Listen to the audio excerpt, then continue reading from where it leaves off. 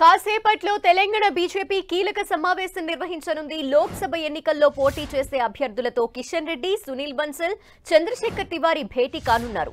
ఎన్నికల్లో అనుసరించాల్సిన వ్యూహంపై నేతలతో చర్చించనున్నారు.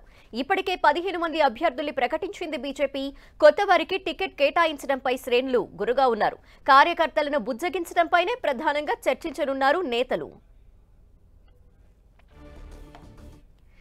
తెలంగాణ బీజేపీ నేతల భేటీకి సంబంధించిన డీటెయిల్స్ మా ప్రతినిధి కొండల్ అందిస్తారు. కొండల్, ఈ భేటీ ఏ విధంగా ఉండబోతోంది? ప్రచారానికి సంబంధించి ఎటువంటి దిశానిర్దేశం చేయబోతున్నారు?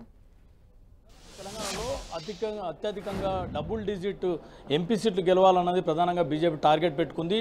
ఇది దక్షిణాదిలో ఇది కీలకంగా రాష్ట్రం ఉంటుందన్న ఆశాభావంతో, నమ్మకంతో బీజేపీ హైకమాండ్ ఉంది. అయితే ఇక్కడ టికెట్ల వ్యవహారం అన్నది ఇప్పుడు పార్టీలో కొంత అసంతృప్తికి కారణాలు అవుతున్నాయి. ఎందుకంటే ఈ ఎలక్షన్స్ ముందు వచ్చిన నేతలకు, ఇది మిగతా పార్టీ నుంచి అటు బీఆర్ఎస్ నుంచి కాంగ్రెస్ నుంచి వచ్చిన నేతలకు పెద్దపీట వేయడం, వాళ్ళకి టికెట్లు కేటాయించడం అన్నది ఇప్పుడు పార్టీలో ఒక హాట్ టాపిక్గా మారింది. మొత్తం 17 పార్లమెంట్ స్థానాలు ఉంటే 15 పార్లమెంట్ స్థానాలకు ఇప్పటికే అభ్యర్థులు ప్రకటించారు. దీంట్లో ప్రధానంగా చెప్పుకోవాల్సి వస్తే బండి సంజయ్, అదేవిధంగా కిషన్ రెడ్డి, వీళ్ళిద్దరు మాత్రమే ఒరిజినల్గా పార్టీకి మొదటి నుంచి ఉన్న వాళ్ళు. ఇంకా కొంతమంది 2019 ముందు వచ్చిన వాళ్ళు అయితే ఇప్పుడు ఈ మధ్యకాలంలో ఎలక్షన్ ముందు వచ్చి ఈ టికెట్ల పంపకానికి ముందు వచ్చిన వాళ్ళకే పెద్దపీట వేయడం జరిగింది. ఇప్పుడు ఆదిలాబాద్ నుంచి సిట్టింగ్ ఎంపీ కాదని కొత్త అభ్యర్థికి టికెట్ ఇవ్వడం జరిగింది. ఇక సీతారాం నాయక్ మహబూబాద్ అనుకోండి, నల్గొండ సైదిరెడ్డి అనుకోండి, అదేవిధంగా ఈ సైదిరెడ్డి, సీతారాం నాయక్, గోమా శ్రీనివాస్, వీళ్ళందరూ కూడా నాగర్ కర్నూలు భరత్ రాములు, సిట్టింగ్ ఎంపీగా ఉన్న రాములు రావడం, ఆయన కుమారునికి నాగర్ కర్నూలు టికెట్ ఇవ్వడం, ఇట్లా ఇలా చూసుకుంటే మొత్తం వలస నేతలకే ఎక్కువ ప్రాధాన్యత ఇవ్వడం, టికెట్ల కేటాయింపు జరగడం అన్నది పార్టీలో ఉన్న సీనియర్ నేతలందరూ జీర్ణించుకోలేకపోతున్నారు. దీంతో వారికి సహాయ నిరాకరణ అన్నది కొనసాగుతున్న నేపథ్యంలో ఇప్పుడు హైకమాండ్ నేరుగా రంగంలోకి దిగింది. 1-to-1 అభ్యర్థులతోని 1-to-1 మీటింగ్లు అవుతున్నాయి. కొద్దిసేపటి క్రితమే హైదరాబాద్ ఎంపీ అభ్యర్థి మాధవిలత, అదేవిధంగా నిజామాబాద్ ఎంపీ అభ్యర్థి అరవింద్, ఇద్దరితో కూడా మీటింగ్ 1-to-1 మీటింగ్ పూర్తయింది. ఇప్పుడు ప్రస్తుతానికి మహబూబ్నగర్ ఎంపీ అభ్యర్థి డీకే అరుణతో 1-to-1 మీటింగ్ అవుతుంది. స్థానికంగా ఉన్న నేతలు, అంటే బీజేపీలో సుదీర్ఘకాలం పార్టీకి సేవలు అందించిన నేతలందరూ కూడా ఇప్పుడు ఈ టికెట్ల ప్రాధాన్యత, ఇతరులకు టికెట్ల ప్రాధాన్యత ఇవ్వడం, వలస నేతలకు ప్రధానంగా టికెట్లు ఇవ్వడం అన్నది జీర్ణించుకోలేకపోతున్నారు. దానిపైనే వాళ్ళు తీవ్రంగా అసంతృప్తి వెళ్ళగక్కుతున్నారు. అదే కాకుండా సహాయ నిరాకరణ కొనసాగుతున్న నేపథ్యంలో వీళ్ళందరినీ కోఆర్డినేట్ చేసుకుంటే తప్ప ఫలితాలను సాధించలేని పరిస్థితి బీజేపీకి ఉంటుంది. కాబట్టి ఇప్పుడు హైకమాండ్ దీనిపై ప్రత్యేక దృష్టి పెట్టింది. ఈ కీలక సమావేశంలో సునీల్ బన్సల్, అదేవిధంగా కిషన్ రెడ్డి, చంద్రశేఖర్ తివారీ ముగ్గురు కూడా హైకమాండ్ దూతలుగా ఇద్దరు ఉన్నారు. కిషన్ రెడ్డి ముగ్గురు ఇప్పుడు 1-to-1 అభ్యర్థులతో మీటింగ్ అవుతున్నారు. స్థానికంగా ఉన్న నేతల నుంచి ఎలా సహకారం అందుతుంది, ఒకవేళ సహకారం ఉందని పరిస్థితుల్లో మీరు వాళ్ళని కలుపుకపోవడానికి ఎలాంటి మార్గాలతో ముందుకెళ్తున్నారు, ఎలా వ్యవహరించాలన్న దానిపై కూడా వాళ్ళకు ఒకవైపు దిశానిర్దేశం చేస్తూనే ఒక టార్గెట్ ఇవ్వడం అనేది అయితే జరుగుతుంది. మరి దీంట్లో ఈ అసంతృప్తులు ఏ మేరకు బుజ్జగిస్తారు, ఈ అధిష్టానం హైకమాండ్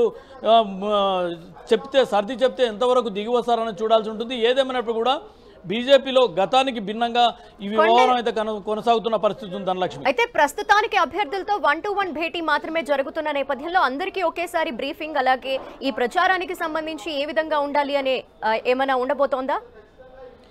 ఖచ్చితంగా ఈ 1-to-1 సమావేశంలో ప్రధానంగా ఇప్పుడు కొత్త వాళ్ళు ఆదిలాబాద్ సిట్టింగ్ ఎంపీకి కాకుండా అక్కడ నుంచి నగేష్కు బీఆర్ఎస్ నుంచి వచ్చిన వ్యక్తికి టికెట్ ఇవ్వడం జరిగింది. అదేవిధంగా సీతారాం నాయక్ మహబూబాబాద్ వచ్చే వరకు బీఆర్ఎస్ నుంచి వచ్చిన వ్యక్తికి టికెట్ ఇవ్వడం జరిగింది. నల్గొండకు వచ్చే వరకు సైదిరెడ్డికి ఇవ్వడం జరిగింది. నాగర్ కర్నూలు వస్తే రాములు కుమారుడు భరత్కు టికెట్ ఇవ్వడం జరిగింది.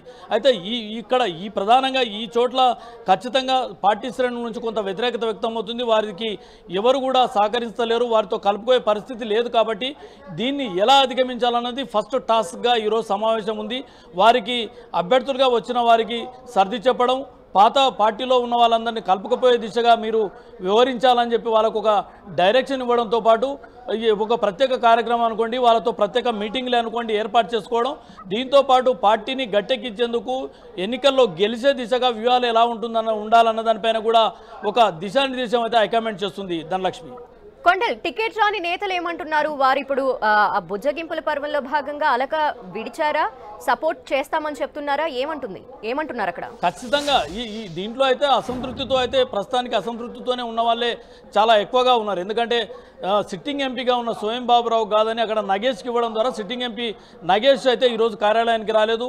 అయితే ఈరోజు ఎవరైతే అసంతృప్తిగా ఉన్నారో పార్టీలో టికెట్ను వచ్చిన వారిని వ్యతిరేకిస్తున్న వారిని ఎవరిని ఇక్కడ పిలవలేదు. కేవలం పార్టీకి ఎంపిక చేసిన అభ్యర్థులను మాత్రమే ఇక్కడికి పిలవడం జరిగింది. వారితో మాత్రమే 1-to-1 మీటింగ్ జరుగుతుంది. అంటే దీంట్లో ప్రధాన ఉద్దేశం ఒకటే అని చెప్పవచ్చు. ఎందుకంటే ముఖ్యంగా మిమ్మల్ని పార్టీ టికెట్ మీకు ఇచ్చింది కాబట్టి మీరు పార్టీలో గతంలో ఉన్నవారిని అందరినీ కలుపుకుపోవాల్సిన బాధ్యత మీకే ఉంది అన్నది ప్రధానంగా వారికి నొక్కి చెప్పడంతో పాటు ఒక ఎజెండా తీసుకోండి, వాళ్ళతో కలుపుకుపోయి సర్దుకుపోవాలన్న దిశానిర్దేశం చేసే పనిలోనే ప్రస్తుతానికి ఉందని చెప్పుకోవచ్చు. ఎందుకంటే ఇప్పటి వరకు కొత్తగా వచ్చిన వారికి పాత ఉన్న వాళ్ళందరూ కూడా సహకరించకపోతే అది ఎన్నికల్లో తీవ్రమైన ప్రభావం చూపే అవకాశం ఉంటుంది. కాబట్టి అది అలాంటి పరిణామాలు ఎదురుకాకుండా అత్యంత జాగ్రత్తతో వ్యవహరించాలని చెప్పి అధిష్టాన నేతలు హైకమాండ్ ముఖ్యంగా హైకమాండ్ అభ్యర్థులకైతే దిశానిర్దేశం చేస్తున్నట్టుంది. ఎందుకంటే పార్టీ మీకు టికెట్ ఇచ్చిందంటే మీ విన ఎంతో భరోసాతో ఉన్న టికెట్ ఇచ్చింది. దానిలో భాగంగానే మీరు అందరూ కూడా పాత శ్రేణులందరూ కూడా కలుపుకపోవాల్సిన బాధ్యత కూడా మీపై ఉంటుందన్నదే